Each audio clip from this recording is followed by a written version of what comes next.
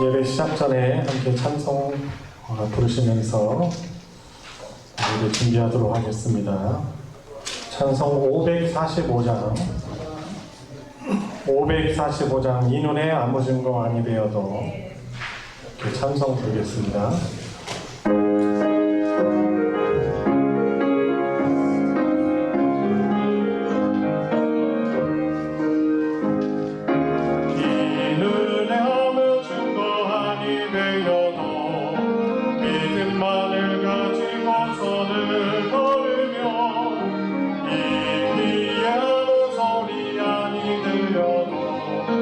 하나님의 약속 위에 서리라.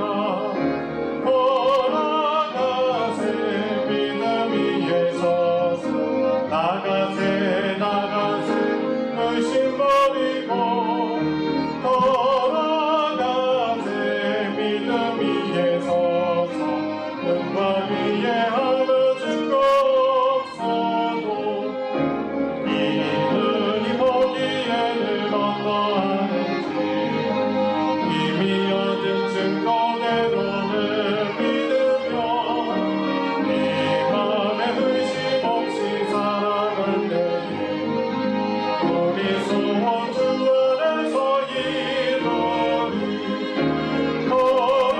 걸어가세 믿음 위에 서서 나가세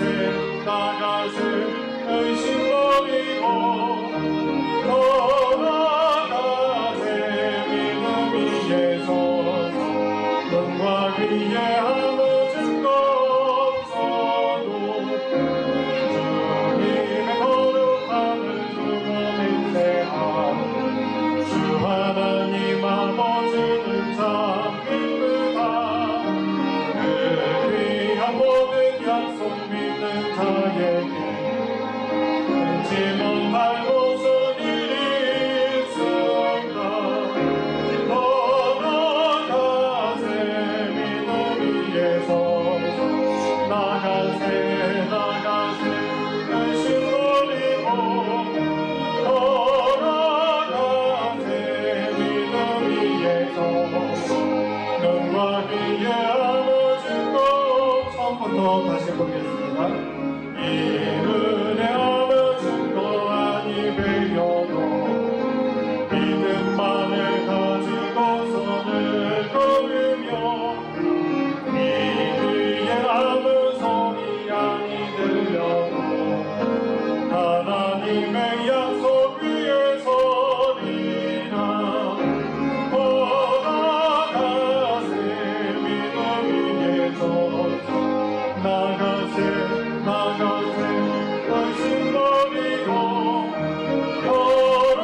걸어가세 믿음 위에 서서 눈과 귀에 아무 증거 없어도 이 눈이 보기에는 어떠하든지 이미 얻은 증거대로는 믿으며 이 맘에 의심 없이 살아갈 때에 우리 소원 주 안에서 이루리.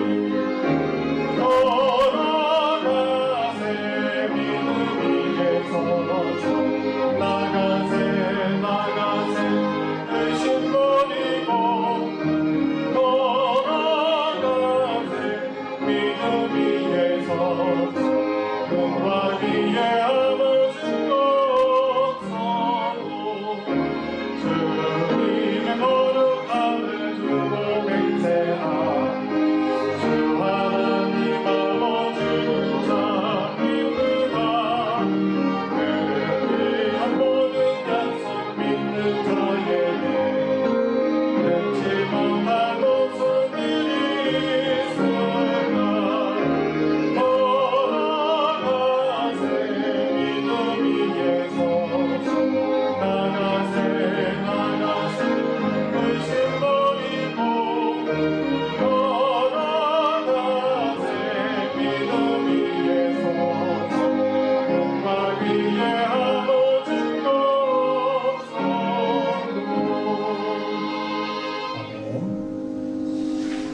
찬송 286장 부르겠습니다.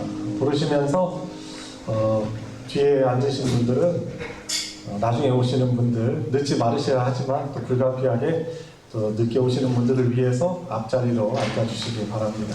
혹시 제가 미워서 자꾸 뒤에 가시는 건 아니시죠? 계속 뒤에 앉으시면 오해합니다. 예, 되도록이면은 오실 때 앞자리 먼저 또 뒤에 오시는 분들을 배려해 주셔서 앞자리부터 채워 앉아주시면 감사하겠습니다. 찬송 286장 주 예수님 내 맘에 오사 찬송 부르겠습니다.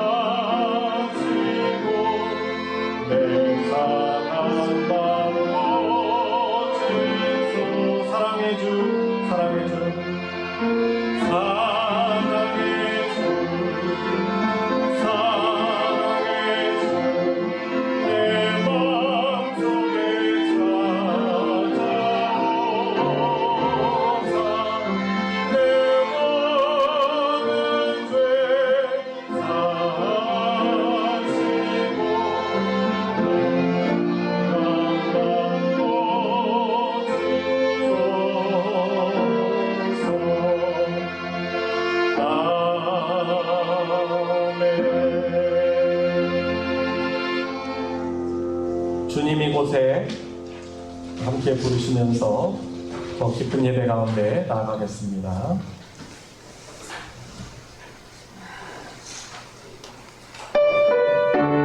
다 같이 일어나셔서 부르겠습니다. 주님 이곳에 주님 이곳에 주님 이곳에 우리와 함께 하시네 나의 몸과 맘 경배드리네 주님 이곳에 계시네 상한 심령을 위로하시며 병들은 이고 고쳐주시네 열방을 끊고 자유 주시네 주님 이곳에 계시네 다 같이 경건한 마음으로 묵도드림으로 11월 첫째 주 예배를 하나님께 드리겠습니다. 묵도드리겠습니다.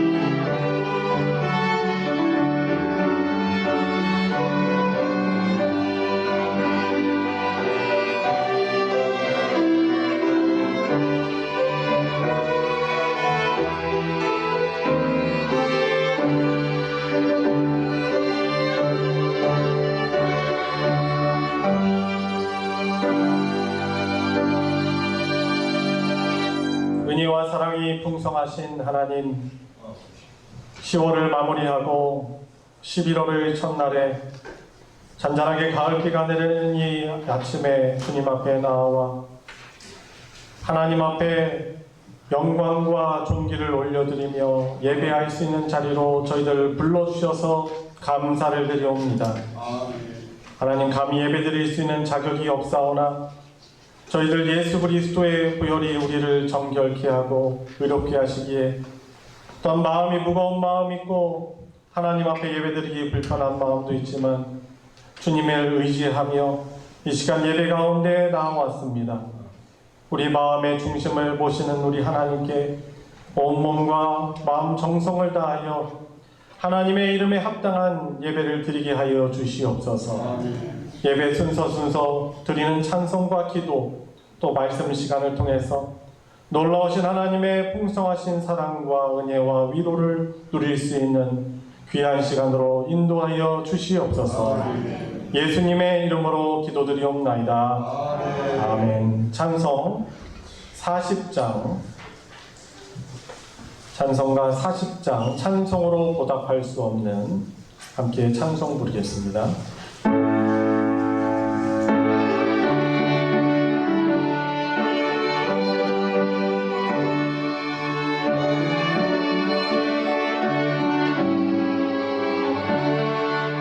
찬송으로 보답할 수 없는 큰 사랑 주님께 영광 할렐루야 형제 자매 모두 함께 모여 찬송해 주님께 영광 할렐루야 하나님의 자녀여 그대 찬송 부르며 밝고 거룩한 길로 기쁨으로 나아가 주의 보좌 앞으로 속히 들어가겠네 주님께 영광 할렐루야 우리 받은 주님 은혜 하나님 없도다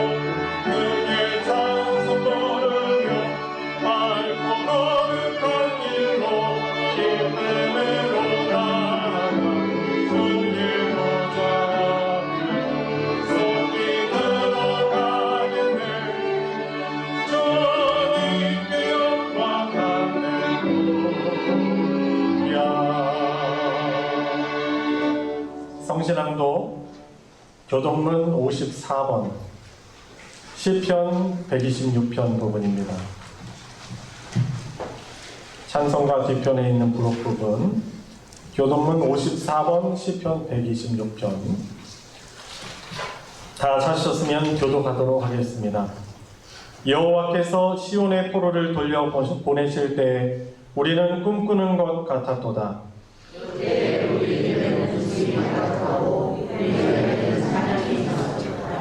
그때 문 나라 가운데에서 말하기를 여호와께서 그들을 위하여 큰 일을 행하셨다 하였도다.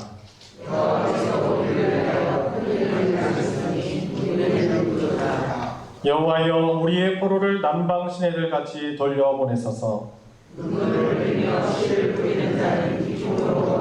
다같이 울며 씨를 뿌리러 나가는 자는 반드시 기쁨으로 그 곡식단을 가지고 돌아오리로다. 아멘. 사도신경으로 신앙 고백하겠습니다.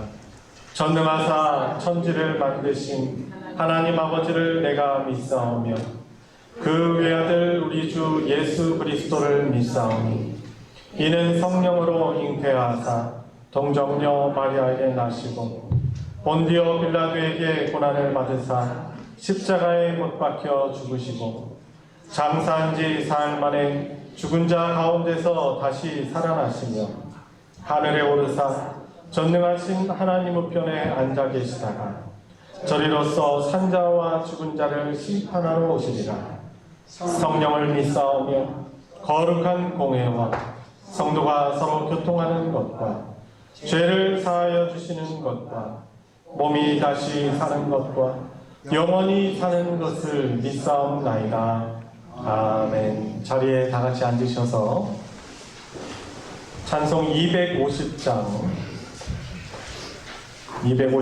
구주의 십자가 보혈로 함께 찬송 부르겠습니다.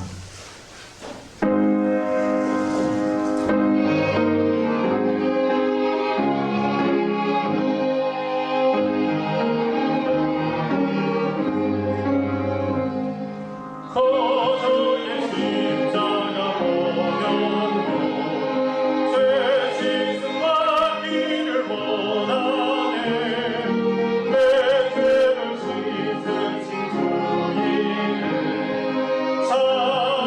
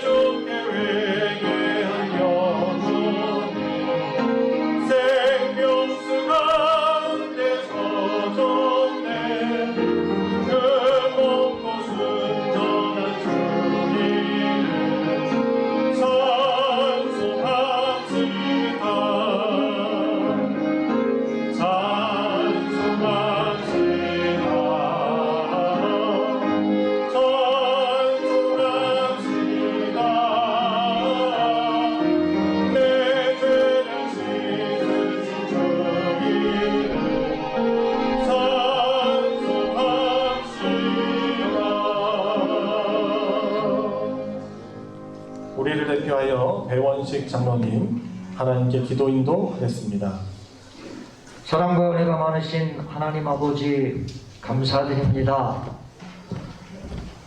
코로나19에도 온라인과 동시에 이렇게 주님 전에 나와서 대면 예배를 드릴 수 있게 하신 감사드립니다. 저희들 한 주간도 생활하면서 세상 일로 바쁘다는 핑계로, 피곤하다는 핑계로, 여러 가지 핑계를 대면서 나태하게 신앙생활을 해왔습니다. 또한 주님의 사랑을 나타내기보다는 주님의 사랑을 가리운 적이 더 많습니다. 이런 저희들이 이제 용서해 주시옵소서. 항상 주님의 십자가의 보혈의 은혜만을 생각하며 감사하며 생활할 수 있게 해 주시옵소서. 믿고 기도하는 것은 응답하여 주신다고 하신 주님께서 기뻐하시는 것이라면 가장 좋을 때 가장 좋은 방법으로 응답해 주실 줄 믿고 기도드립니다. 하루속히 코로나19 백신이 개발되어 코로나19가 소멸되게 해주시고 일상생활이 회복되며 저희들의 영육 간의 건강도 회복시켜 주시옵소서. 정치, 사회, 경제적으로 모든 것들이 회복될 수 있게 해 주시옵소서. 전도와 선교도 회복될 수 있게 해 주시옵시고 가정과 직장, 사업장, 지역사회, 국가 모두가 회복되게 해 주시옵시고 예배도 온전히 회복되게 하여 주시옵소서. 초대교회처럼 목사님의 목회 비전을 따라 각 성도들에게 주신 달란트를 잘 감당하며 주님 나라 확장 위에 헌신 봉사하는 성도들이 많아지게 해주시고 하나님께서 기뻐하시는 우리 소망교회, 사랑과 평과 성령이 충만한 소망교회가 되게 해 주시옵소서. 말씀 전하실 목사님 영육간에 강건하게 해 주시옵고 능력의 능력을 더해 주시사 은혜의 말씀만을 선포할 수 있게 해 주시옵소서. 이 어려운 코로나19 사태에도 저희들 꾸준히 미리미리 기도할 수 있게 하시고 감사가 넘치며 신앙생활하는 우리 성도들 모두가 되게 해 주시옵소서. 잠시나마 주 예수님의 이름으로 기도드리옵나이다.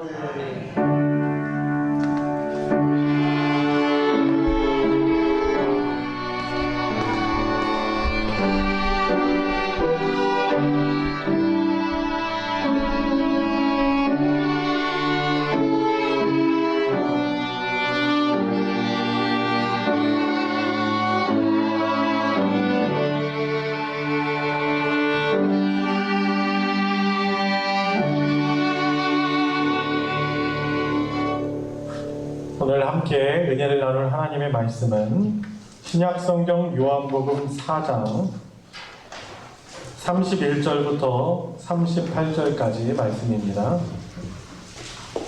제가 가진 성경으로 신약 148페이지 요한복음 4장 31절부터 38절까지의 말씀 다 찾으셨으면 제가 봉독할 때 나에게 주시는 하나님의 말씀으로 받으시기 바랍니다. 그 사이에 제자들이 청하여 이르되 랍비여 잡수소서. 이르시되 내게는 너희가 알지 못하는 먹을 양식이 있느니라. 제자들이 서로 말하되 누가 잡수실 것을 갖다 드렸는가 하니 예수께서 이르시되 나의 양식은 나를 보내신 이의 뜻을 행하며 그의 일을 온전히 이루는 이것이니라.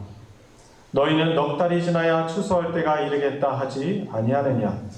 그러나 나는 너희에게 이르노니 너희 눈을 들어 밭을 보라. 희어져 추수하게 되었도다. 거두는 자가 이미 삭도 받고 영생에 이르는 열매를 모으나니 이는 뿌리는 자와 거두는 자가 함께 즐거워하게 하려 함이라. 그런즉 한 사람이 심고 다른 사람이 거둔다 하는 말이 옳도다. 내가 너희로 노력하지 아니한 것을 거두러 보내었노니 다른 사람들은 노력하였고 너희는 그들이 노력한 것에 참여하였느니라. 아멘. 네, 오늘 복된 주일 맞이하여서 또 하나님 앞에 예배하는 자리 또 함께 우리가 얼굴을 마주하며 또 말씀 나누고 예배할 수 있도록 또 나오신 우리 성도님들 또 환영하며 축복합니다. 오늘 말씀은 곡식이 익어 추수할 때가 되었도다라는 말씀으로 이 추수라는 이 개념 또 이 관련돼서 믿음과 믿는 자로서 교회만 다니는 것이 아니라 믿는 자로서 부름받은 성도로서 이 추수라는 것과 어떤 연관이 나의 삶에 나의 신앙생활에 연관이 있는가를 같이 은혜를 나누고자 합니다. 음식, 양식 너무나 중요하죠. 여러분들 음식의 기능이 뭐가 있을까요? 음식은요, 우선은 기본적으로 그걸 먹어야만 우리의 생명이 유지될 수 있습니다. 음식을 드시니까 저와 여러분들이 사실 이 안에서 생명의 원동력이 있고 우리가 살아갈 수 있는 것입니다. 그리고 생명을 유지하게만 하는 것이 아니라 어떤 일을 하는 에너지, 원동력 역할을 하는 것이 바로 이 음식입니다. 차는요, 차의 음식은 뭐죠? 연료입니다. 휘발유, 경유를 넣어줘야만 그 차가 엔진이 돌아가고 달리고 일을 할 수 있는 것입니다. 아무리 최고급 비싼 그런 차라 하더라도 그 안에 연료가 담겨 있지 않으면 그 차는 움직일 수 없고 또 일을 할 수 없는 것입니다. 마찬가지로 우리도 어떤 음식이 우리 안에 들어가야 하지만 우리가 생명을 유지하고 어떤 활동을 하는 원동력, 에너지를 얻게 되는 것입니다. 오늘 본문 말씀에 보면은 예수님께서 양식, 다른 말로 바꿔서는 음식이죠. 양식에 대한 이야기를 제자들과 하고 계십니다. 제자들이 예수님이 배고프시고 지치다는 것을 아니까 시내에 가서 음식을 구하러 가서 가지고 왔습니다. 빨리 우리 선생님 드려야지 하고서는 음식을 가져와서 오늘 본문 31절에 보니까 그렇게 말씀하죠. 라비어 잡수소서. 선생님 이렇게 음식을 준비해 왔습니다. 사왔습니다. 드십시오. 라고 예수님께 그렇게 청하였습니다. 그랬더니 32절 제자들이 좀 약간 난감해할 말씀을 대답을 하십니다. 이렇게 말씀하시죠. 내게는 너희가 알지 못하는 먹을 양식이 있느니라 라고 말씀하십니다. 분명히 예수님이 음식 가지고 다니시는 분이 아니고 또 이 성에 들어온 이유도 쉬기도 하고 음식을 구하기 위해서 들어온 것 같은데 예수님께서 도대체 무슨 말씀을 하시는 거예요? 우리 보고 음식을 사오라고 준비하라고 우리를 보낸 것 맞는데 왜 예수님께서 이상한 말씀을 하시지? 라고 아마 생각을 하는 것이죠. 그래서 33절 보시면은 제자들이 서로 수군거립니다. 누가 잡수실 것을 갖다 드렸는가? 아니 너희들이 알지 못하는 먹을 양식이 있다고 하는데 누가 도대체 우리 몰래 음식을 갖다 드린 것일까? 라고 제자들이 서로 수근수근 거렸습니다. 이때 34절 보시면은 예수님이 말씀하시는 양식이 어떤 양식인가를 말씀해 주시고 계십니다. 우리 34절은 같이 한번 읽어보도록 하겠습니다. 한 목소리로 읽겠습니다. 시작. 예수께서 이르시되 나의 양식은 나를 보내신 이의 뜻을 행하며 그의 일을 온전히 이루는 이것이니라. 아멘. 약간 아리송한 그런 말씀이죠. 내가 가지고 있는 너희들이 알지 못하는 양식은 바로 이런 건데 내 양식은 뭐냐면 나를 이 땅에 보내신 이의 뜻을 행하는 것이 내 양식이다. 내 삶의 원동력이다. 나를 있게 하는 것이다. 그리고 그의 일을, 나를 보내신 분의 일을 온전히 이루는 이것이 바로 내가 가지고 있는 양식이다. 나를 살아있게 하고 또 내가 이 땅에 온 목적이다. 내가 이 땅에 와서 사명을 감당하는 그 목적이, 힘이, 원동력이 바로 내가 가지고 있는 양식인데, 이 양식은 하나님께서 나를 보내신 그 목적을 감당하는 것이 내 양식이다라고 말씀하고 계시는 것입니다.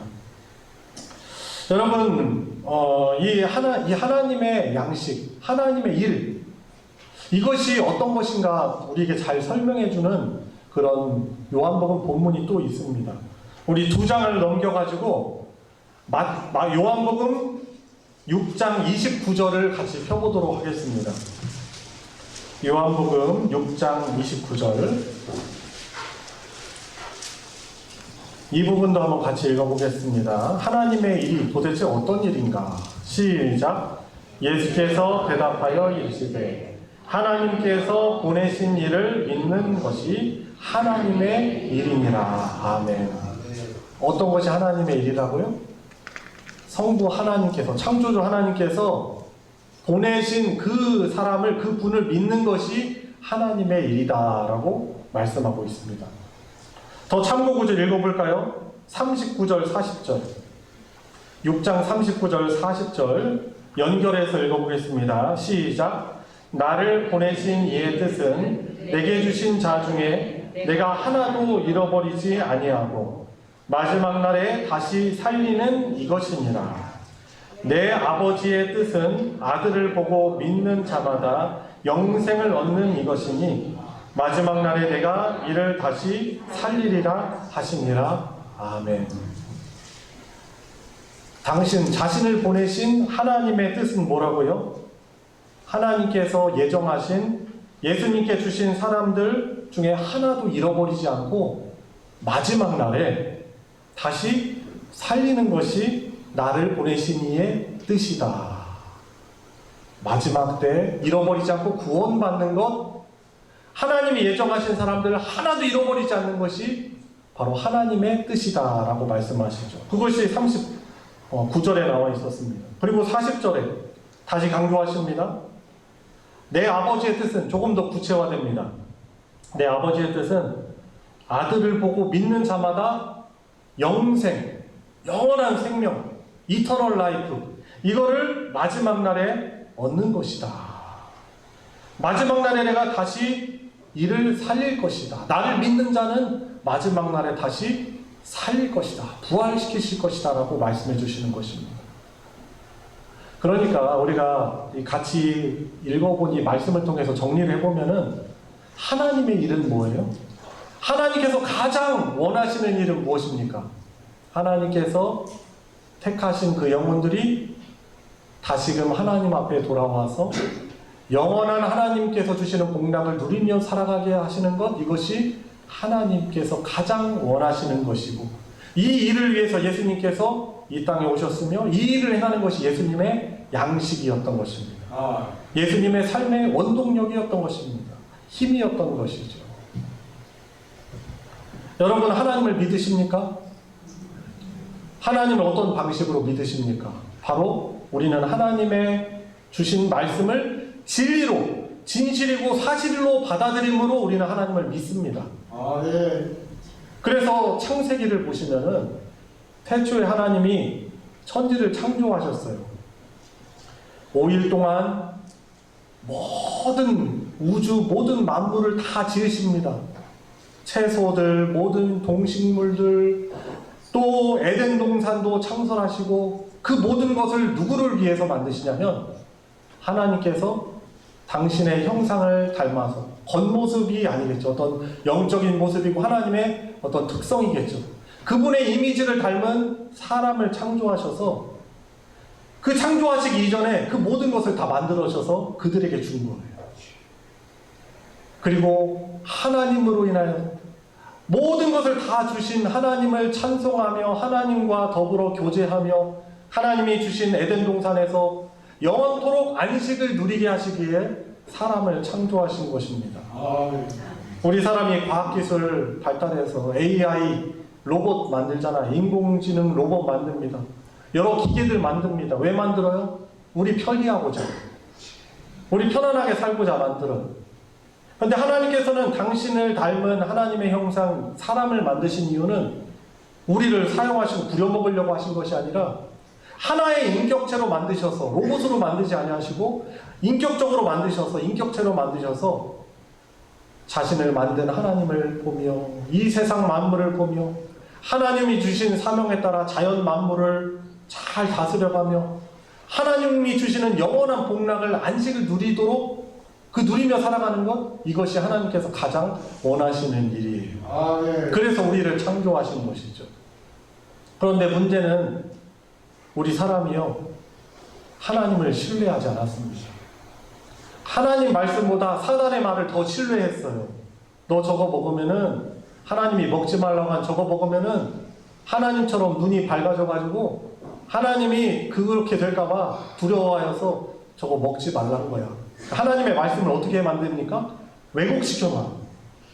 잘 왜곡되게 만들어 버리는 거죠. 그리고 사람이 하나님 말씀보다 사단의 말을 더 신뢰했습니다. 그래서 그것을 따먹었어요. 범죄한 것입니다. 하나님을 반역한 것입니다.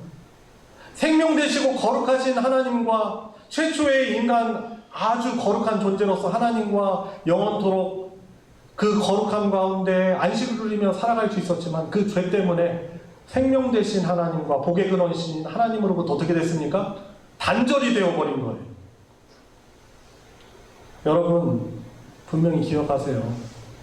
사단은요, 어떻게든지 하나님에 대해서, 하나님의 말씀에 대해서 왜곡하여서 왜곡된, 변질된 그런 삶을 살아가게 만드는 거죠.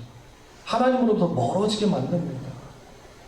우리가 별로 아무 일 없는 것이 같이 살아가지만 사단은 끊임없이 시도 때도 없이 우는 사자처럼 우리의 약점을 찾아서 우리를 공격해서 우리를 넘어뜨리려고 하는 것이죠. 그것을 대비하지 않으면요, 예기치 않게 그냥 평안하게 풀 뜯어 먹고 있던 톰슨 가젤이 갑자기 나타난 이 치타나 사자나 하이에나한테 잡아먹히는 것처럼 우리도 그렇게 될 수 있는 것이죠. 자, 하나님은 그러나 그분께서 창조하신 인간을 향한 하나님의 비전, 그 꿈을 포기하지 않으십니다. 하나님을 반역한 그 죄, 하나님을 떠난 그 죄를 다 없애야 하시려고 창조주이시자 하나님의 독생자이신 예수 그리스도를 인간의 몸으로 보내셔요. 예수님이 이 땅에 오신 이유는 그것 때문에 오셨어요.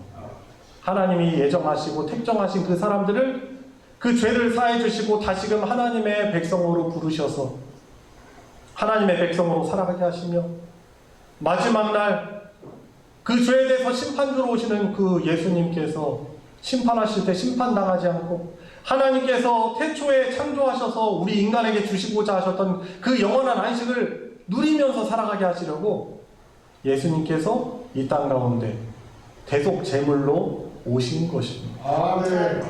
그래서 저와 여러분들이 이렇게 예배 드리지만은 우리가 도덕적으로 아주 흠이 없어서 죄가 하나도 없어서 거룩하신 하나님 앞에 같이 모여서 예배 드릴 수 있는 것이 아니라 이 예수님의 십자가의 그 은혜를, 하나님의 사랑을 믿기 때문에 그 믿는 자를 통해서 우리가 하나님의 백성이 되고 영생을 얻게 되기 때문에 주 앞에 설 수 있는 자격을 얻게 되는 것이죠. 오로지 하나님의 은혜인 것입니다. 은총인 것입니다. 그래서 하나님의 그 뜻은, 하나님의 가장 간절하게 원하시는 것은 뭐예요? 하나님의 택한 백성들이 다시금 하나님 앞에 돌아와서 하나님 앞에 추수를 얻을 수 있는 그런 열매로서 하나님 앞에 다시금 부름받아서 영원토록 하나님을 찬양하며 그 복락을 누리며 평강을 누리며 살아가게 하시려고 우리는 주께 부름을 받은 그런 영혼의 열매인 것입니다. 이것이 하나님의 뜻입니다. 자, 계속해서 오늘 본문 말씀을 4장 본문을 한번 보시기 바랍니다. 자, 35절 보시니까 이렇게 말씀하시죠. 예수님이 제자들에게 말씀하십니다. 너희는 넉 달이 지나야 추수할 때가 이르겠다 하지 아니하느냐. 그러니까 씨를 뿌릴 때로부터 미리 그것을 다시 추수할 때까지 한 넉 달 정도 걸리기 때문에 아마 예수님께서 이런 배경 가운데 말씀을 하시는 것 같습니다. 너희들은 추수할 때가 넉 달이 지나야 추수할 때가 이르겠다 하지 아니하느냐. 근데 이 표현은 사실 이스라엘 속담이에요. 당시 유대인들이 가지고 있던 속담인데, 추수할 때를 너희들 손꼽아 기다리지 아니하느냐라는 그런 뜻을 가지고 있어요. 그리고 계속해서 말씀 읽겠습니다. 그러나 나는 너에게 이르노니 너희 눈을 들어 밭을 보라. 희어져 추수하게 되었도다. 너희의 육적인 눈으로 생각으로 볼 때는 추수할 때가 아직 이르지 않기 때문에 그 추수할 때를 간절히 손꼽아 기다리는 것으로 너희들은 이해하지만은, 너희들의 영적인 눈을 들어서 저 밭을 보라. 희어져서 추수할 때가 이르렀다라고 말씀하고 계시는 것입니다. 이것은 어떤 말씀입니까? 바로 그 영혼들, 바로 이때가 이 영혼들이 하나님께 부름을 받아야 될, 영혼의 추수를 해야 될 때이다라고 예수님이 말씀하고 계시는 것입니다. 근데 예수님이 지금 이 말씀하고 계시는 상황이 어떤 상황이냐면, 지금 제자들과 이렇게 말씀하시고 있는 이곳이 사마리아 수가라는 그런 성읍이에요. 이 사마리아라는 곳은 유대인인 사람들이 가지 않는 곳이에요. 접근하지 않는 곳입니다. 지금 예수님은 제자들을 데리고 유대 땅을 떠나서 갈릴리 지역으로 가려고 하시는데, 보통 유대인들은 그 유대에서 갈릴리 지역으로 가는 단거리인 사마리아 지역을 안 통과하고 우회해서 갑니다. 요단강을 따라서 갈릴리 지역으로 가요. 근데 이상하게 예수님은 제자들을 데리고 유대인인데 수가성을 통과하시는 거예요. 사마리아 수가성을 통과하시는 거예요. 근데 거기에서 어떤 일이 있었냐면요, 예수님이 정오에, 이스라엘 시간으로 제6시에 가장 뜨거운 때죠. 해가 중천에 있는 때죠. 그때 지치시고 목이 마르셔서 그 수가성의 우물가에 앉으셨습니다. 그런데 그때 사람들이 더워가지고 뜨거워서 돌아다니지 않는 그 시간에 한 사마리아 여인이 물동이를 쥐고서는 물을 뜨러 왔어요. 사람들의 낯을 의식해서, 사람들의 눈을 피해서 사람들이 오지 않는 그 시간에 물을 뜨러 온 것이죠. 보통 물을 뜨러 오는, 여인들이 물을 뜨러 오는 시간은 해가 뜨기 전이나 아니면은 해진 직후에 시원할 때, 그때 물을 뜨러 옵니다. 그런데 이 여자는 사람들을 크게 의식하였는지 정오에 한 해가 뜬 중천에 물을 뜨러 옵니다. 예수님을 만났어요. 복장 보니까 유대인이에요. 여자가 퉁명스럽게 내뱉습니다. 당신은 유대인인데 어찌하여 사마리아 사람인 나랑 말을 합니까? 대화를 합니까? 라고 그렇게 예수님을 향해서 퉁명스럽게 내뱉었습니다. 예수님이 말씀하시죠. 내가 너로 하여금 영원토록 목마르지 않는 생수를 주겠다 라고 말씀하시면서 당신께서 메시아이시고 바로 구원자이신 것을 그 여자에게 나타내시며 그를, 예수님을 영접하게 하고 그를 하나님의 그런 구원받는 백성이 되게 하십니다. 그러니까 지금 제자들과 대화하는 그 상황이 바로 어떤 상황이에요? 영혼 하나라도 하나님께로 인도하시는 상황이고, 제자들의 눈으로 보기에는 지금 아직 추수 때가 되지 않았지만 영적인 눈으로 들어보면은 하나님께서 택정하신 그 사람들이 복음을 통해서 하나님의 거룩한 백성 되도록 부르는 그 영원 추수의 때라고 말씀하시는 것입니다. 자, 그리고 말씀 계속 보시면은 36절 보십시오. 거두는 자가 이미 삭도 받고 영생에 이르는 열매를 모으나니. 거두는 자가 이미 삭도 받고 영생에 이르는 열매를 모았다라는 말은 어떤 말입니까? 그 영혼 하나님께로 인도하여서 그 사람이 구원받는 그 기쁨을 누리는 것을 삭도 받고 열매를 모은다라는 그런 표현으로 예수님이 말씀하십니다. 자, 이는 뿌리는 자와 거두는 자가 함께 즐거워하게 하려 합니다. 이 거두는 자는 누굽니까? 예수님의 뜻을 따라서 복음을 가지고 사람들에게 전하여서 그 영혼이 주님께 돌아오게 하는 그 일꾼들이 거두는 자예요. 근데 여기서 말하는 뿌리는 자는 누굽니까? 바로 하늘의 미랄이 되셔서 한 제물이 되셔서 사람들에게 생명의 양식을 주신 예수 그리스도를 의미합니다. 그러니까 뿌리는 예수 그리스도, 하나님이나 그리고 거두는 자, 그 뜻을 받들어서 영혼의 복음을 전해 영혼을 추수하는 그들 역시 함께 기쁨을 누리게 하시려고 그 추수하는 자로 부르셨다는 것입니다. 자, 37절. 그런즉 한 사람이 심고 다른 사람이 거둔다 하는 말이 옳도다. 누가 심었어요? 예수 그리스도께서 하늘에 미랄되어서 심겨주셨습니다. 그런데 다른 사람이 거둡니다. 노력은 예수님이 하셨습니다. 예수님이 희생하셨지만 거두는 사람들, 그 소식을, 복된 소식을 전하고 거두는 것이죠. 그래서 여기서 말하는 한 사람이 심고 그 심는 사람은 예수 그리스도시며 은혜를 주시는 하나님이시며 다른 사람, 거두는 사람은 바로 주님의 뜻 받들어서 복음을 전하는 제자들, 교회, 성도라고 말할 수 있는 것입니다. 마지막 절이죠. 38절. 내가 너희로 노력하지 아니한 것을 거두러 보내었노니. 노력한 분은 누구십니까? 예수 그리스도께서 희생하시고 헌신하셨습니다.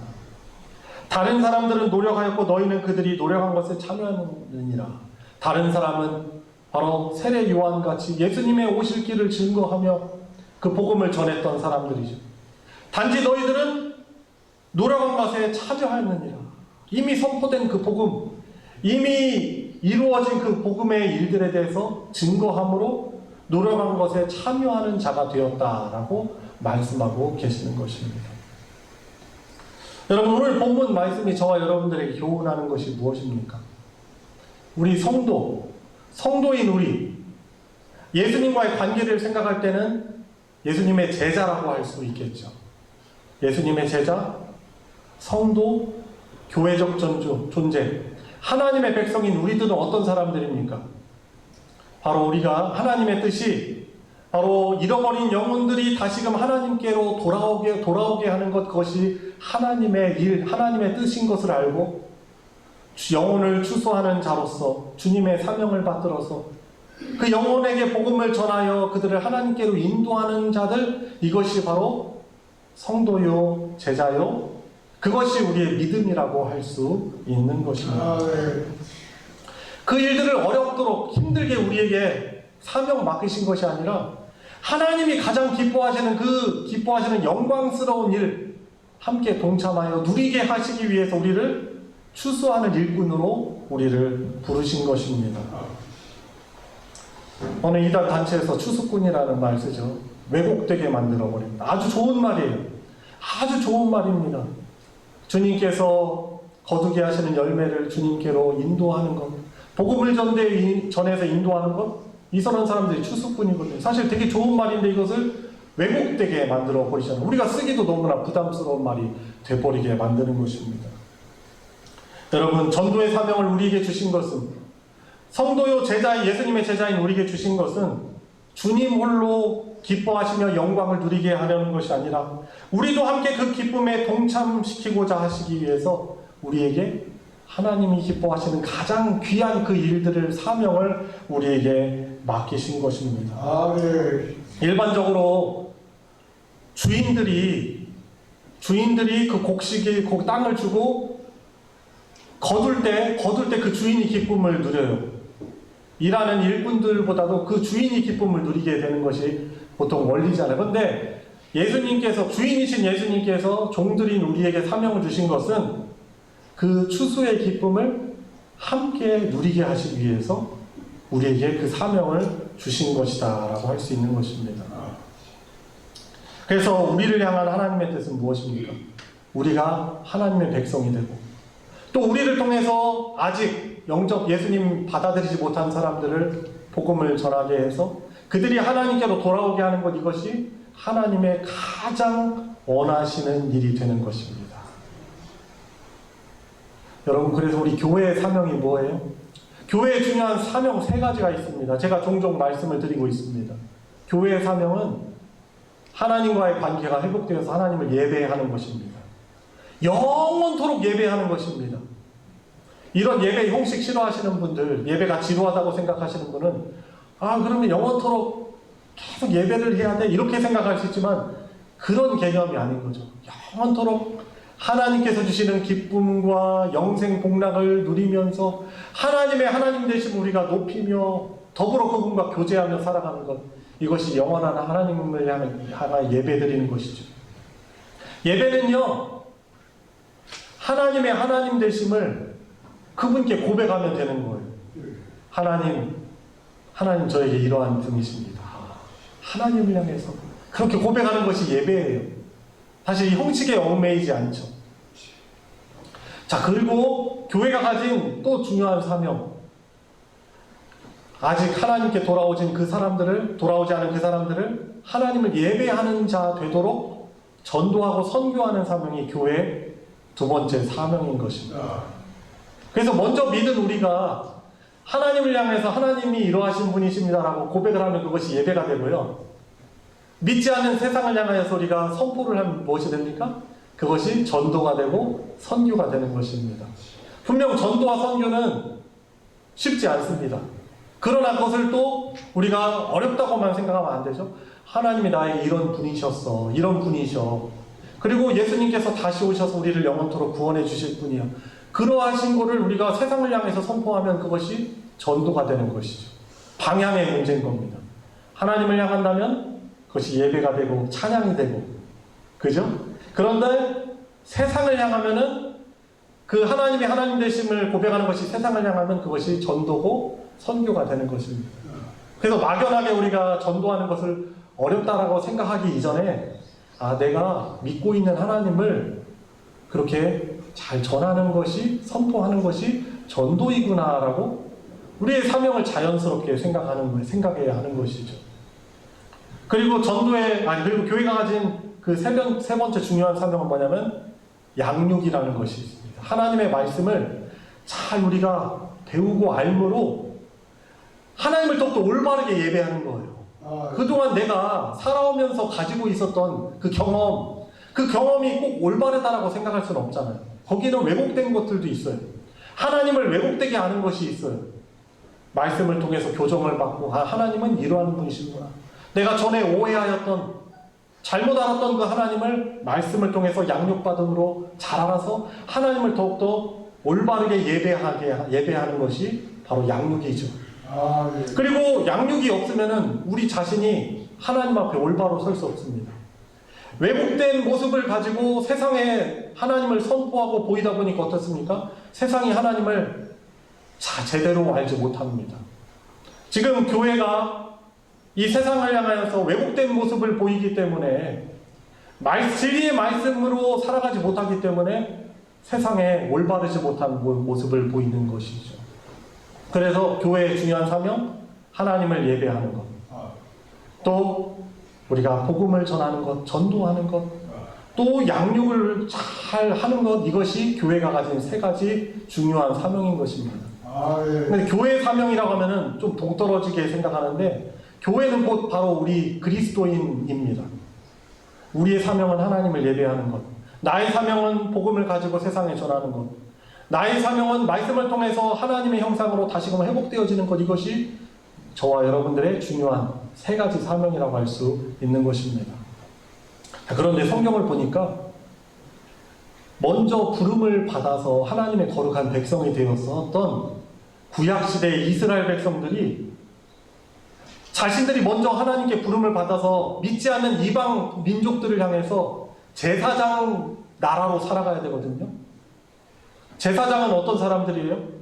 죄인인 사람들이 하나님께 돌아와 하나님께 사죄하심을 입고 용서를 받고 하나님의 은혜를 입게 하게 하는 것이 제사장의 역할이잖아요. 근데 이스라엘 사람들이 하나님이 주신 물질적인 축복, 번영, 군사적인 그런 강대함, 먹고 사는 것이 걱정 없고, 이것이 너무나 흔해가지고 가치가 떨어질 정도로 부유하게 살다 보니까 자신들이 가진 그 제사장 나라에서의 사명을 잃어버렸습니다. 서로 싸우고, 서로 헐뜯고, 더욱더 탐욕한 데 나아가고 세상에 그런 하나님의 복을 전하는 사명을 잃어버리고 그 생명수가 흘러가지 못하게 한 것이죠. 물이 고이면 어떻게 됩니까? 오랫동안 있으면 썩게 돼요. 저수지 여러분들 가보십시오. 낚시하러 가시고 또 산책하러 가보시면 고여있는 저수지 어떻습니까? 심하더라고요. 녹조 라떼. 얼마나 심한지 막 녹조가 가득합니다. 진짜 라떼 같잖아요. 고여있는 물은 썩게 되어 있어요. 그러니까 우리도 하나님을 우리 교회가 예배를 하지만 우리가 하나님 되심을 세상에 전하는 그 전도의 사명, 선교의 사명을 잃어버리면 어떻게 돼요? 교회가 건강하지 못하는 모습으로 흘러가게 돼 있어요. 우리 그 믿음의 그 구원의 기쁨도 상실되게 되어 있어요. 여러분, 사실 우리가 하나님의 백성으로서 영원토록 하나님의 그 복락을 누리며 살아간다는 것, 이것만큼 복된 소식이 어디 있겠습니까? 이것처럼 우리에게 있어서 가장 큰 위로가 어디 있겠습니까? 이 땅 살아가면서 고난을 받고 있을 때도 예수님께서 나를 위해서 구원하시게 다시 오실 거야. 이것이 우리의 믿음을 굳건하게 붙잡고 이것이 나에게 평강을 줍니다. 건강이 연약하여서 어려움 가운데서도 나의 창조주시요 치료자이신 그 주님을 의지할 때 우리가 힘을 얻으며 치유함을 얻을 수 있게 되죠. 또 하나님이 뜻이 있으셔서 일찍 우리를 불러가실 때조차도 바로 이 예수님의 구원에 대한 복음이 우리에게 가장 큰 영원한 위로가 되는 것입니다.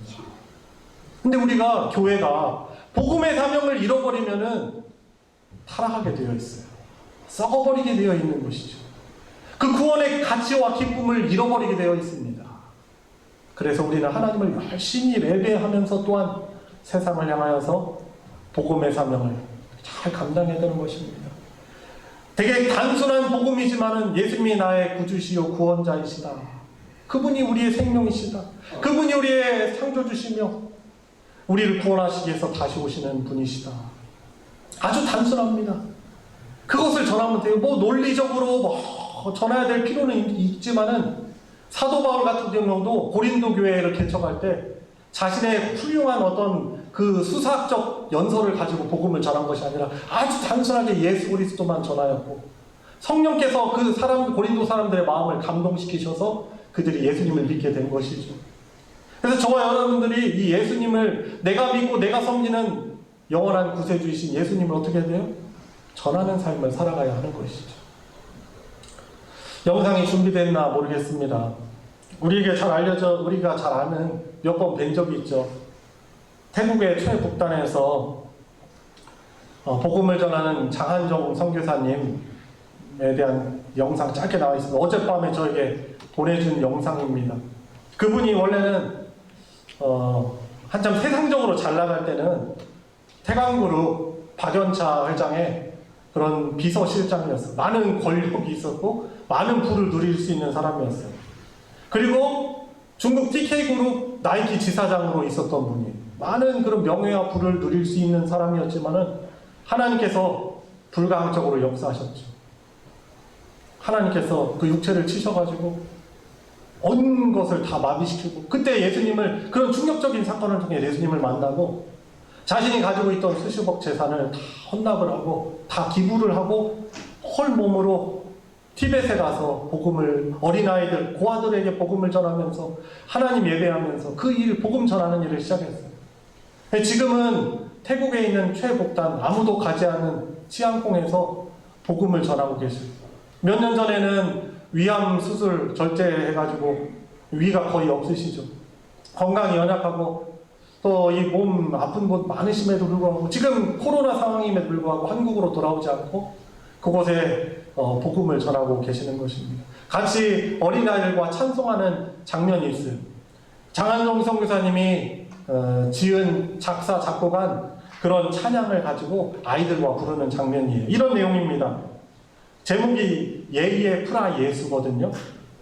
우리의 예수님이란 뜻이에요. 예수님은 우리의 구세주시요. 예수님은 하나님의 독생자예요. 예수님은 영원한 생명의 수여자예요.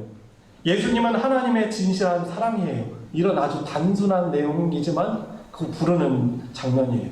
같이 한번 보실까요? 틀어주세요. 크게 틀어주시고 불도 한번 꺼주세요.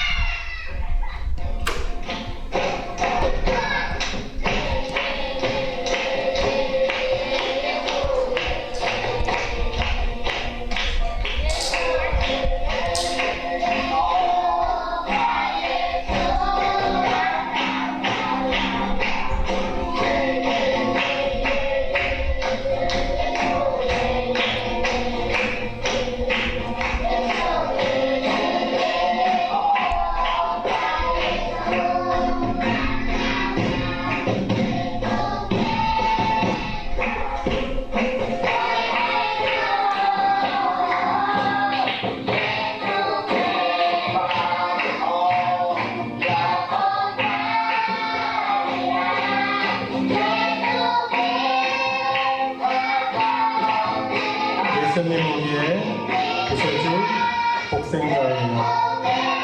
영원한 생명의 수요자예요. 진실한 사랑이에요.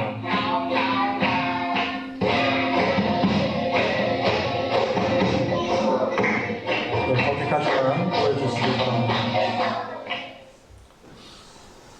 세상적으로 부족함이 없던 이런 분이 왜 그 모든 것을 다 내려놓고 선교지에 가서 복음을 전하고 있습니까? 왜 저와 여러분들이 이 시간 얼마든지 쉴 수 있는 시간이 있음에도 불구하고 또 선택을 하여서 하나님을 예배하고 있습니까? 왜 복음을 전하는 자로 왜 살아가야 됩니까? 무엇보다도 가장 귀한, 가장 시급한 하나님의 일은 잃어버린 영혼들이 하나님께로 돌아와서 하나님의 그런 영원 그런 복락을 안식을 누리고 하는 것이 하나님의 변함없는 뜻이기 때문에, 그걸 알기 때문에 여러 가지를 내려놓고 우리의 선택할 수 있는 것들을 내려놓고 그 복음의 일에 우리가 힘쓸 수 있는 것입니다. 가치관이 달라진 것이죠. 세계를 보는 관점이 달라진 것입니다. 하나님의 일은 예수 그리스도를 구세주로 영접하는 것입니다. 그리고 그분의 자녀가 되는 것입니다. 우리가 구원받는데 어떤 외적인 자격이나 조건이 필요한 것이 아니라 하나님께서 우리에게 은혜 주셨기 때문에 우리가 하나님의 그 백성 될 수 있는 것이죠. 이것이 예수 그리스도를 통해서 가능한 것입니다. 그래서 어떤 어려운 상황, 제자들의 눈으로 볼 때는, 육적인 눈으로 볼 때는 지금은 상황이 아닙니다, 주님. 지금 추수할 때가 아닙니다라고 제자들은 육적인 눈을 가지고 이야기하지만은 이 진리이시고 창조주시며 가장 귀한 정확한 눈을 가지고 계신 예수님께서는 바로 이때가 곡식이 익어서 추수할 때이다. 그래서 제자들을 그 영광스러운 영혼 구원의 일에 참여시키고 있는 것입니다. 사랑하는 성도 여러분, 오늘 말씀을 통해서 우리 자신을 좀 돌아봅시다. 하나님께서 우리에게 놀라운 은혜 주셔서 선택함을 받아서 하나님을 예배할 수 있는 그 은혜를 누리고 있지만은 내가 받은 그 구원의 은혜를 누군가에게 흘려보내는 데는 그 사명을 망각하며 살아가고 있지 않은가 우리가 돌아봐야 하는 것입니다. 우리를 통해서 예수 그리스도께서 주시는 영원한 생명수가 흘러나가야 합니다. 어려운 상황이지만 코로나는 어렵지만은 영혼을 잃어버린 영혼을 향한 주님 사랑을 전하는 일은 지속되어야 하는 것입니다. 그래서 저나 여러분들이나 이 복음을 전하는 이 일에 우리가 사명을 다시금 회복해야 합니다. 영혼 구원을 위한 기도도 다시 시작하십시오. 여러분들 주변에 영적인 부담을 계속 주는 사람이 있을 수 있습니다. 저 사람 예수님 믿어야 되는데, 근데 생각만 되어지고 예전에 기도도 했었는데 어떤 특별한 변화가 없으니까 기도가 혹시 중단이 된 사람이 있다면 다시금 시작해야 됩니다. 그리고 이렇게 생각하시는 분들도 계실 것입니다. 나는 내가 무슨 복음을 전해요. 내가 어떻게 예수님을 전할 수 있습니까? 너무 어렵게 생각하지 마십시오. 그러기 위해서, 그것을 돕기 위해서 우리 교회 1층에 또 로비에 보시면은 아주 심플한 전도지가 있어요. 단순하게 예수 그리스도의 복음을 우리가 쉽게 전할 수 있도록 준비해 놓은 것이 그 복음 전도지예요. 내가 이것을 그 사람에게 읽어준다고 해서 어떤 변화가 일어나겠어? 그런 생각 역시 하나님의 능력을, 하나님의 구원의 역사를 제한하는 것입니다. 주님, 제가 비록 서툴고 참 두렵고 떨리는 마음으로 제가 복음을 저 사람에게 전하고, 저 사람이 혹시 거부할 수 있다는 그런 두려움을 가지고 있지만, 주님, 제가 믿음을 가지고 영혼 사랑을 가지고 복음을 제가 떠듬거리면서 읽을 때 저 사람 마음 가운데 감동시켜 주시옵소서. 저는 단순히 일꾼으로 사용은 되지만은 이 영혼권의 역사를 일으키시는 분은 나와 함께 하시는 하나님이십니다. 성령 하나님이십니다. 라고 우리가 기도하면서 그 사람에게 전할 때 놀랍게 역사하시는 것입니다. 그래서 나는 못해요, 나는 할 수 없어요, 그러지 말고 주께서 저와 여러분들에게 이 사명 맡기신 것은 그 은혜의 기쁨들을 영원토록 함께 누리고 영광을 누리도록 이 사명을 주신 것이죠. 다시 그래서 전도의 길로, 전도의 사명을 우리가 순종하여야 하는 것입니다. 우리 개인의 연약한 말이지만 성령께서 감동시켜서 역사하실 것을 믿고 복음을 전하는 일에 순종하는 일꾼 되시길 바랍니다. 우리가 직접 전하지 못한다면은 다른 방법도 있어요. 뭐냐면 보내는 일입니다. 사실 제일 중요한 것은 우리가 직접 선교하고 전도하지만은 또 보내는 전도, 보내는 선교를 병행해야 합니다. 우리가 직접 갈 수 없으면은 우리가 저렇게 태국 치안콩 갈 수 없고, 우리가 협력해서 후원하는 그 선교사님 계신 세네갈이나 미얀마 그리고 베트남 우리가 직접 갈 수 없다면 어떻게 됩니까? 그곳에 주님의 뜻 받들어서 사명을 받들어서 선교 사역하는 그분들을 위해서 기도를 지원하고 물질적으로 지원하는 것입니다. 이 군대에서도 보면은 전투를 할 때 그 전선, 적과 치열하게 싸우는 그 전선에서 싸우는 그런 보병들이 있고, 거리는 떨어졌지만 뒤에서 호병이 지원 사격을 하죠. 먼저 포를 다 쏴가지고 먼저 적지를 초토화시킨 다음에 그때 이 보병들이 나아가서 전선에서 막 싸우는 거예요. 총 쏘고 백병전하고. 우리가 직접 가는 일들을 감당하는 사명을 부름받지 않았다면 어떻게 됩니까? 보내는 선교, 보내는 전도를 잘 감당해야 하는 것입니다.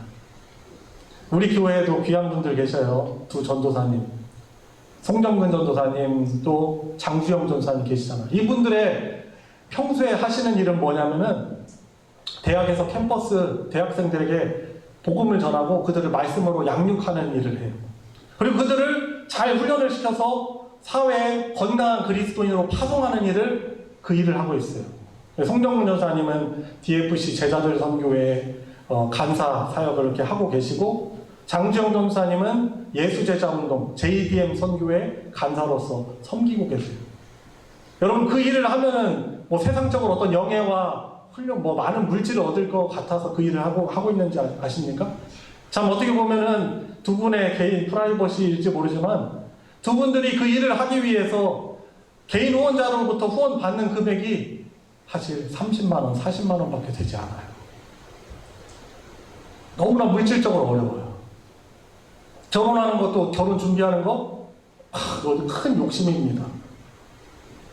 저 같은 경우도, 저도 DFC 제자들 선교회 간사 출신 아닙니까? 20대 때 그 간사의 삶을 살 때 어떤 삶을 삽니까? 재정적으로 풍성하지도 않으니까. 또 여러 대학교 캠퍼스 옮겨 다니면서 학생들을 만나서 전도하고 성경 공부해야 되니까 나는 한 끼 굶어도 덜덜거리는 차는 먹여야 돼요. 그거 타고 빨리빨리 움직여야 되기 때문에 그렇습니다. 경제적으로 뭐 큰 거 얻지 못하지만 왜 그 일을 합니까? 하나님이 그 사명으로, 그 복된 사명으로 부르셔서 그 가치를 알기 때문에 그 일들을 감당해야 하는 것입니다. 캠퍼스에 가서 우리가 직접 전할 수 없다, 복음을 전할 수 없다면 어떻게 됩니까?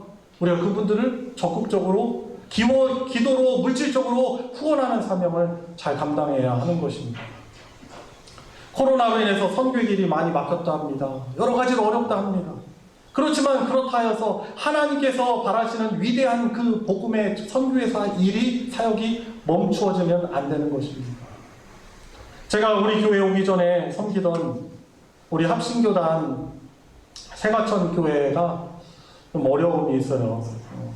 교회 재건축을 하는 가운데 있습니다. 아파트 그 상가에 한 켠에 있었는데 그래도 재건축을 하게 되는데 경제적으로 너무 어려운 가운데 있어요. 그런데 그 교회는 선교를 아주 열심히 하는 교회예요. 그래서 내년에 교회 입당 예배를 할 때 방글라데시 선교사 가정 한 가정을 파송합니다. 경제적으로 열악함이 있고 어려움이 있음에도 불구하고 주께서 교회에 주신 아주 중요한 사명이기 때문에 그 일을 잘 감당하는 거예요. 그러니까 우리 교회가, 우리 개인이 어렵다 하지만은 정말 어려운 것은 우리 마음 가운데 영혼 구원에 대한 그런 강렬한 그 사명감이 없기 때문에 그런 거예요. 아무리 경제적으로 어려워도 20대 때 돈 많이 얼마나 벌고 싶습니까? 그런데 그 일의 가치를 우리가 가지고 있으면 내가 배부르지 않아도 차 기름 채우면서 열심히 캠퍼스 사용하는 거예요. 우리 교회도 경제적으로 넉넉하지 않은 교회입니다. 여전히 빚도 있어요. 3억 더 갚아나가야 돼요. 우리가 내는 헌금으로 지금 바득바득 그것을 갚아나가기가 사실 쉽지 않아요. 교회 내적으로 필요한 곳에 우리가 나아가야 돼요. 지출을 해야 됩니다. 그렇지만 우리가 복음을 전하는 선교를 하는 사명을 그렇다 해서 우리가 축소하거나 그걸 감당하지 말아야 됩니까? 그렇지 않습니다. 어려운 가운데 있지만 우리가 더욱더 주님의 마음을 가지고 그래도 우리보다 더 어려운 것을 생각하면서 선교지를 생각하면서 우리가 헌금을 하고 우리가 또 자원을 해서 후원을 하면서 기도를 하면서 그 일들을 더욱더 잘 감당해야 하는 것이죠. 우리 권사님들, 우리 집사님들, 우리 장로님들 더욱더 열심히 기도하셔야 돼요. 왜 기도하지 않으십니까? 코로나라는 것이 혹시 핑계가 되지는 않습니까? 내가 너무 바빠서라는 그런 것이 핑계가 되지 않습니까? 혹시 제 이런 말씀이 여러분들 마음을 불편하게 했다면 죄송합니다. 그렇게 하려고 하는 것이 아닙니다만 우리 교회와 저와 여러분들에게 주신 사명을 더욱더 잘 감당하기 위해서는 열심히 기도하고 우리 헌금하고 후원해야 되는데 그러지 못하는 것, 어떤 핑계 가운데 그러고 있지는 못합니까? 그러니까 그 사명을 잘 감당하지 못할 때 그 물이 고이고 그것이 썩고 하나님이 주신 안식과 그 기쁨을 우리가 누리지 못하는 것이죠.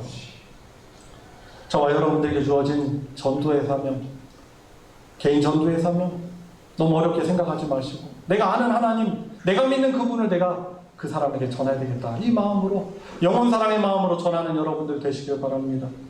직접 가거나 할 수 없다면 보내는 선교 우리 개인적으로 우리 교회가 더욱더 잘 감당하여서 이 이른 영혼의 추수의 시기에 많은 사람들을 주님께 인도하는 이 말세지만에 더욱더 주님 앞으로 잃어버린 영혼들을 인도할 수 있는 그 복된 영광스러운 사명을 잘 감당하는 우리가 될 수 있길 주님의 이름으로 축원합니다. 오늘 말씀을 기억하시면서 우리 시간이 지났지만 순종할 수 있도록 우리 간절히 은혜를 구하도록 하겠습니다. 기도하시겠습니다. 하나님 아버지, 주의 은혜와 사랑으로 영원한 하나님의 그 자손 백성 주님 또 영원토록 누릴 수 있는 귀한 사명 주셨지만 오늘 말씀에 비춰볼 때 다 세상의 다른 것에 뜻이 가리고 주님 주어진 일에 조급해하고 또 평안하거나 평강을 누리지 못하는 그런 모습 가운데 있습니다. 저희들의 연약함을 용서하여 주시옵시고 주님 그 사명을 주셨다면 그 감당할 수 있는 힘과 능력 주시심을 믿고 더욱더 힘있게 이 마지막 때 주님 주신 사명을 주님 잘 감당할 수 있도록 은혜 더하여 주시옵소서. 제가 기도하겠습니다. 주님 오늘 말씀을 통해서 교회로 부름을 받은 우리를 돌아볼 때 우리가 받은 그 놀라운 은혜, 그 사랑을 흘려보내게 하는 사명은 잘 감당하고 있지 못함을 주님 돌아보게 됩니다. 다시금 깨닫게 하여 주시고 이 사명을 더욱더 잘 감당하게 하시려고 오늘 저희들에게 말씀 주셨음을 믿습니다. 주님, 저희들이 힘이 없다, 능력이 없다, 돈이 없다, 시간이 없다. 우리가 어떤 것들을 제한 상황을 자꾸 내놓기보다도 이 일을 잘 감당한다면 주께서 사명 주셨다면 이 일을 감당할 수 있는 재력과 건강과 물질과 모든 힘들 주실 것을 믿고 이 마지막 때 주님 주신 복음의 사명도 또 잘 감당해 나가는 우리 소망교회 또 우리 성도가 될 수 있도록 은혜 더하여 주시옵소서.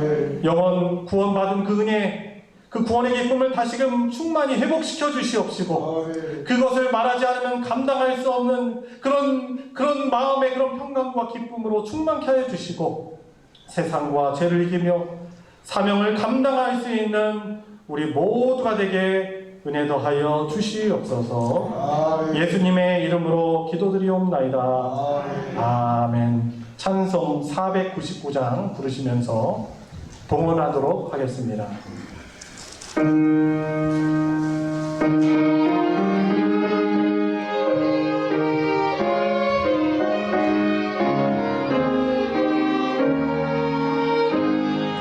그 강에 사는 백성들을 보라 수많은 심령 멸망하는데 거듭나가 주의 복음 들고 생명을 구원하는 곳으로 그 권세 주께 있으니 그 권세 주께 있으니 너는 가서 주의 복음 전하라 주가 너 항상 지키리라 구원의 문은 넓게 열렸으니 십자가 분명히 일어나거라 너희의 힘을 하나로 뭉쳐서 죄악의 쇠사슬을 끊어라 권세 주께 있으니 큰 권세 주께 있으니 너는 가서 주의 복음 전하라 주가 너 항상 지키시라 왜 너는 몇만 길을 가려느냐 주 음성을 꼭 응답하여라 널 구원하여 예수 주었으니 생명의 참된 복음 전하라 그 권세 주께 있으니 그 권세 주께 있으니 너는 가서 주의 복음 전하라 주가 너 항상 지키리라 천하가 승리의 그날에 영광과 찬송 좋게 들리네 속죄하니 구원받았으니 기쁘게 할렐루야 부르세 권세 주께 있으니 큰 권세 주께 있으니 너는 가서 주의 복음 전하라 주가 너 항상 지키리라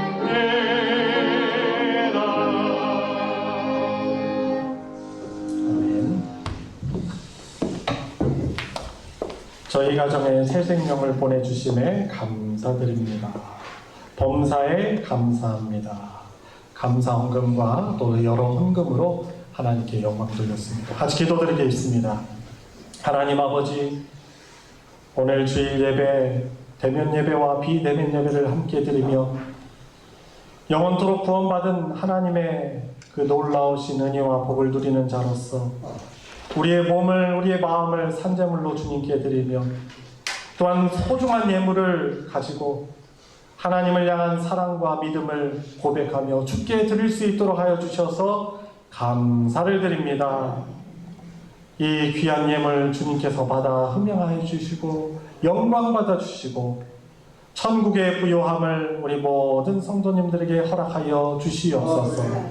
오늘 말씀 듣고 찬송하며 아멘으로 순종하며 나아가는 우리 사랑하는 성도들에게 세상에서 살아가면서 세상으로 받을 수 없는 하나님이 주시는 놀라운 사랑과 위로를 허락하여 주시옵시고 주님 코로나 상황과 여러 가지 어려움으로 인하여서 주님 물질적인 어려움 또 건강의 어려움 가운데 있는 주님의 백성 사랑하는 성도들을 주님께서 어루만져 주시사 놀랍게 회복하게 해주시고 주께서 주신 복음 사명 덕도 잘 감당하는 우리 모든 성도들 될 수 있도록 은혜 더하여 주시옵소서. 드려진 예물에 주께서 보호하여 주시사 주님 사랑 하나님의 진리의 말씀 선포되어지고 나누어지는 곳에 귀하게 거룩하게 오병예기적으로 사용하여 주시옵소서. 예수님의 이름으로 기도드리옵나이다. 아멘. 이 시간은 환영과 축복의 시간입니다. 우리 예배 함께한 분들 서로 향해서 손을 뻗어 주님의 이름으로 축복하도록 하겠습니다.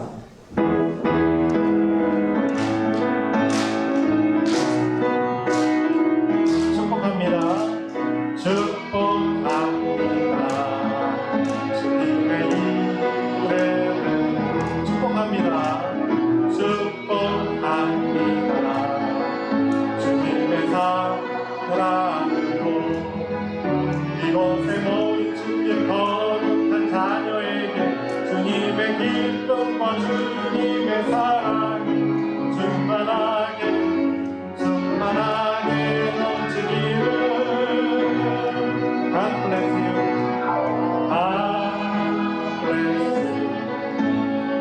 God bless you.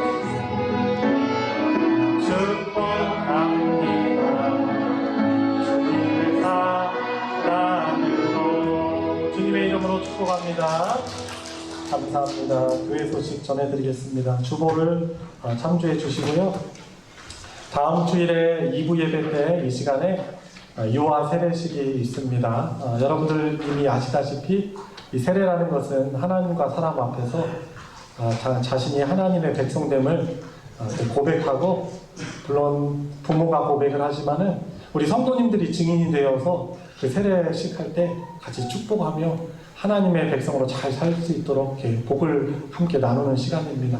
그래서 그 시간을 맞이하면서 여러분들 같이 열심히 또 축복해 주시길 바랍니다. 세례 문답식 오는 토요일 날 오후 4시에 있습니다. 또 유아 세례 또 해당하는 또 가정 또 부모님 모셔서 같이 세례 문답 같이 하시기 바랍니다.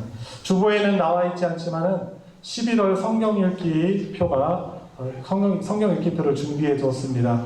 그동안 여러 가지 또 상황 때문에 성경을 통독하지 못하시는 분들, 그래도 11월, 12월이라도 2달만이라도 열심히 한번 하나님의 말씀을 읽는데 도전하시기 바랍니다. 그동안 못할 수 있어요. 그런데 앞으로 어떻게 하느냐가 중요하죠. 마무리를 어떻게 하느냐가 또 중요합니다. 2020년 얼마 남지 않았지만 오늘 또 하나님 말씀 소중함을 여러분 인식하시면서 성경 읽기표 하나씩 챙기셔가지고 같이 매일 통독할 때 하나님이 주시는 그런 위로와 또한 믿음의 힘 또 회복시켜 주실 줄 믿습니다.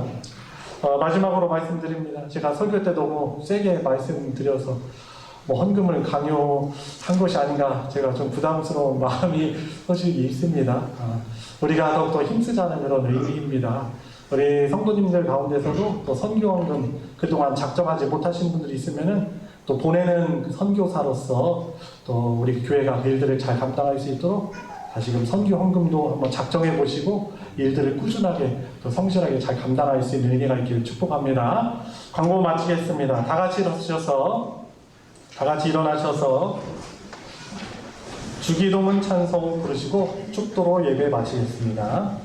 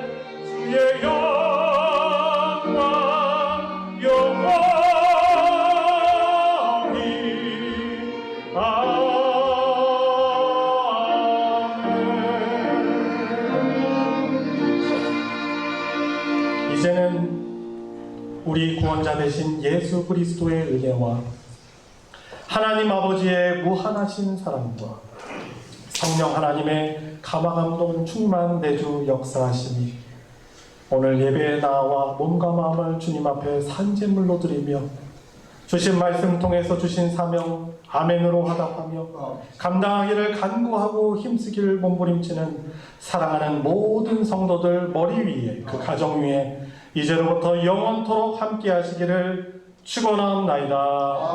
아멘.